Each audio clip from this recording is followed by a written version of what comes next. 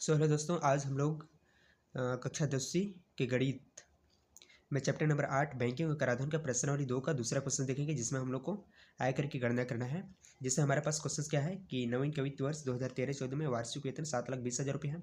वह सामान्य भविष्य निधि में 4,000 रुपये मासिक जमा करता है, 20,000 रुपये वार्षिक जीवन बीमा की किस्त जमा करता है, 30,000 रुपये का राष्ट्रीय बचत पत्र में निवेश करता है, अनाथ आश्रम में 15,000 रुपये दान करता है, जिसका 50% कर मुक्त है। तो उसके द्वारा वर्ष के अंत में दे आयकर की गणना कीजिए, जिसमें आयकर की दरें जो है कुछ इस अनुसार है। जैसे कैसे दिया है, जैसे हम लोग देख सकते हैं कि 2 लाख रुपये तक कोई आयकर नहीं है। 2 लाख से 5 लाख में 10%, 5 लाख से 10 लाख पर 20% और 10 लाख से अधिक पर 30% है। और शिक्षा उपकर कितना है, देय आयकर का 2%, माध्यमिक और उच्च शिक्षा उपकर देय आयकर का 1% है। सभी बचत पर 1 लाख रुपये तक कर मुक्त है। इस क्वेश्चन को हम लोग हल करते हैं। जैसे तो हम लोग सबसे पहले लिखेंगे कि जो भी हमारा वार्षिक वेतन है, यानी जो टोटल वार्षिक वेतन है, 1 साल का जो कमाई है या जो भी इनकम है, उसको हम लोग लिखेंगे सबसे पहले। तो जैसे हमारा क्या दिया गया है, टोटल वार्षिक वेतन कितना दिया गया है, 7,20,000 रुपया। अब हम लोग को सेकेंड स्टेप में क्या करना है, हम लोग को सेकेंड स्टेप में एक ट्रिक याद रखना है, सब्जी ट्रिक। सब्जी ट्रिक यानी कि स से सामान्य भविष्य निधि, ब से बचत पत्र और जी से जीवन बीमा। ठीक, स से सामान्य भविष्य निधि, ब से बचत पत्र, जी से जीवन बीमा। इन तीनों चीज़ों में जितना भी पैसा जमा होता है उस चीज़ को हम लोग को लिख लेना है और उसको टोटल कर लेना है, जोड़ लेना है। ओके, तो जैसे हम लोग यहाँ पर लिखते हैं, क्या लिखते हैं, पहला लिखते हैं सामान्य भविष्य निधि में जो जमा राशि वो हमारा कितना है। देखिए हमारे क्वेश्चन पे क्या दिया गया है कि 4,000 रुपये मासिक है, यानी महीने का 4,000 रुपये है। तो हमारा 1 साल का निकालेंगे, यानी 12 से गुणा करेंगे तो कितना हो जाएगा, 48,000 रुपये हो जाएगा। ठीक, इसके बाद हम लोग क्या करेंगे, जीवन बीमा या बचत पत्र में, बचत पत्र में जो हमारा जो जीवन बीमा जो हमारे जमा राशि है वो कितना है, 20,000 रुपये वार्षिक है।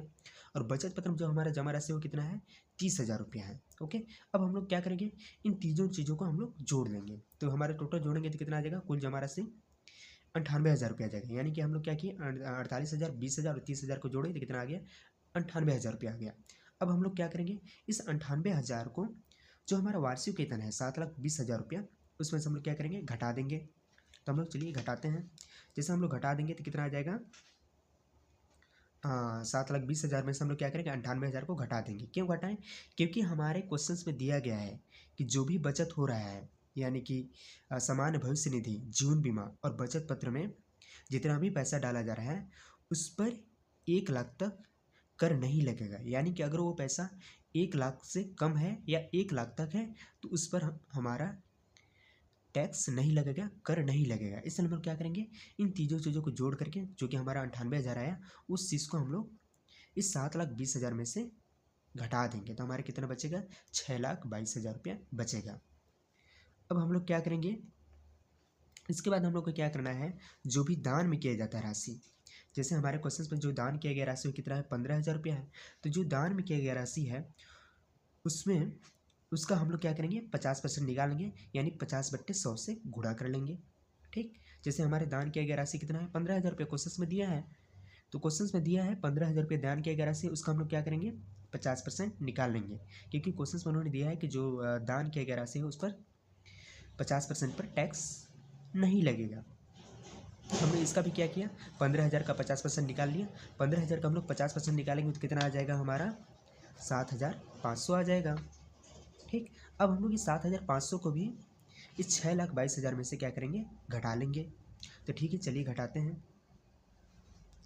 तो हमारा ये क्या हो जाएगा, हम लोग क्या करेंगे, इस 6,22,000 में से इस 7,500 को, यानी जो दान किया गया राशि 15,000, उसका जो 50% 7,500 है उसको हम लोग फिर से घटा लेंगे। तो कितना बचेगा, 6,14,500 रुपये बचेगा। ठीक ना, यही हमारा हो जाएगा कर योग्य राशि, यानी इसी पर हमारा लगेगा, इसी पर हमारा लगेगा टैक्स, या इसी पर हमारा होगा आयकर की गणना, जो हमारा 6,14,500 बचा है। अब हम लोग क्या करते हैं, आयकर की गणना करते हैं। ठीक, तो जैसे हमारे क्वेश्चन में दिया गया है, जो आयकर का दर हो किस प्रकार से दिया गया है कि 2 लाख रुपये तक कोई आयकर नहीं है। 2 लाख से 5 लाख के बीच में कितना है, 10% है। 5 लाख से 10 लाख रुपये तक कितना है, 20% तक कर लग रहा है। और अगर हम लोग यहाँ पर देखेंगे, जो हमारा कर योग्य आय बचा है वो कितना है, 6,14,500 रुपया, जो कि किसके बीच में आ रहा है, 5 लाख से 10 लाख के बीच में आ रहा है। जो हमारा 6,14,500 है वो हमारा 5 लाख से 10 लाख के बीच में आ रहा है, यानी कि इस पर 10% भी कर लगेगा और 20% भी कर लगेगा। तो हम लोग जो हमारा 6,14,500 है, इसको हम लोग क्या करते हैं, जो हमारे तालिका है इसके हिसाब से बांट लेते हैं, यानी 2 लाख, पहले 2 लाख में हम लोग उसको 2 लाख करेंगे, और 2 लाख से 5 लाख के बीच में जो हमारा पैसा वो कितना है, 3 लाख है, और जो 5 लाख से 10 लाख के बीच में जो हमारा पैसा बच जाएगा वो कितना हो जाएगा, 1,14,000 रुपये हो जाएगा, ठीक ना। तो जो हमारे 6,14,500 है, इसको हम लोग कुछ इस तालिका के अनुसार बांटते हैं थोड़ा। जैसे हम लोगों ने क्या किया है, रफ वर्क में इसको हम लोग करेंगे। जैसे जो हमारा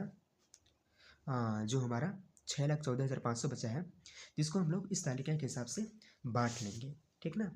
जैसे हम लोग ने क्या किया, यहाँ पर बांटा है 2 लाख, तो 2 लाख बांटा है, फिर क्या बांटा है, जो 2 लाख से 5 लाख के बीच में वो कितना है, 3 लाख रुपया आता है, तो हमने क्या किया, उसको 3 लाख ले लिया है। और जो 5 लाख से 10 लाख के बीच में जो है कितना आ रहा है, 1,14,000 रुपये, तो हमने क्या लिखा है, उसको 1,14,500 लिख लिया है, ठीक ना। यानी कि जो हमारा 6,14,000 रुपया है, 6,14,500 है, इस पैसे को हम लोग जो तालिका दिया गया है उसके हिसाब से थोड़ा बांट लेंगे। यानी कि 2 लाख सबसे पहले, और फिर क्या है, 2 लाख से 5 लाख के बीच में जो पैसा आ रहा है वो क्या है, 3 लाख रुपये है, और जो बचा खुचा पैसा वो क्या है, 1,14,500 रुपये है। तो जैसे हमारे तालिका में दिया गया है कि 2 लाख पर कोई कर नहीं है, तो उस पर कोई कर नहीं लगाएंगे। 3 लाख पर हम लोग 10% कर लगाएंगे, और 1,14,500 पर हम लोग क्या करेंगे, 20% आयकर लगाएंगे, ठीक। तो अब करते हैं हम लोग आयकर की गणना, ओके। तो जैसे क्या दिया गया है कि 3 लाख पर हम लोग को क्या करना है, 10%। 3 लाख पर हम लोग को क्या करना है, 10% लगाना है, यानी 3 लाख का हम लोग 10%, यानी कि 3 लाख को 10/100 से गुणा करेंगे। और उसी प्रकार जैसे क्या है, 1,14,500 पर हम लोग क्या करेंगे, 20%, यानी 1,14,500 का हम लोग 20% निकालेंगे, यानी 20/100 से गुणा करेंगे, ठीक। और इन दोनों को फिर से आपस में क्या करेंगे, जोड़ देंगे, तो हमारे क्या हो जाएगा, आयकर निकल जाएगा। तो जैसे हम लोग 3 लाख का 10% निकालेंगे तो क्या हो जाएगा, यहाँ से 1 जीरो काट देंगे, 1 जीरो ये हो जाएगा, 1 जीरो ये कट जाएगा, 1 जीरो ये कट जाएगा।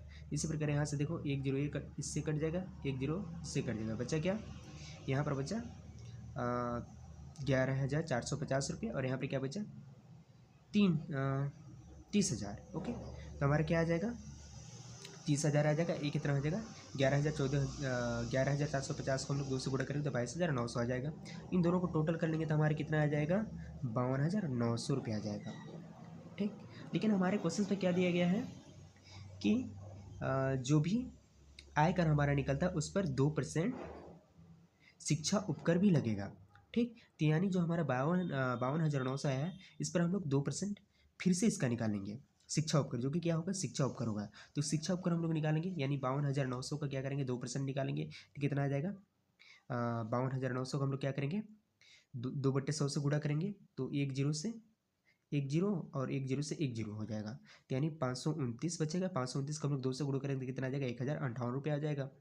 इसी प्रकार से क्वेश्चन में दिया है कि माध्यमिक और उच्च शिक्षा उपकर कितना है, दे आयकर, यानी कि 52,900 का 1% है, तो हम लोग क्या करेंगे, माध्यमिक और उच्च शिक्षा उपकर 52,900 का 1% निकालेंगे, यानी 52,900 को 1/100 से गुणा करेंगे तो कितना आ जाएगा, 529 आ जाएगा, ठीक। अब हम लोग क्या करेंगे, कुल आयकर निकाल देंगे, यानी 52,900 शिक्षा उपकर और माध्यमिक और उच्च शिक्षा उपकर को जोड़ देंगे तो हमारा क्या हो जाएगा, कुल आयकर निकल जाएगा। तो हमने क्या किया, इन तीनों को जोड़ दिया है, यानी अतः हमारा को जो कुल आयकर हो जाएगा कितना हो जाएगा, 52,900 धन 1,058 धन 529, हमारे कितना आ जाएगा, 54,487 रुपया आ जाएगा, जो कि हमारा क्या होगा, कुल आयकर, और यही हमारा आंसर। Okay students.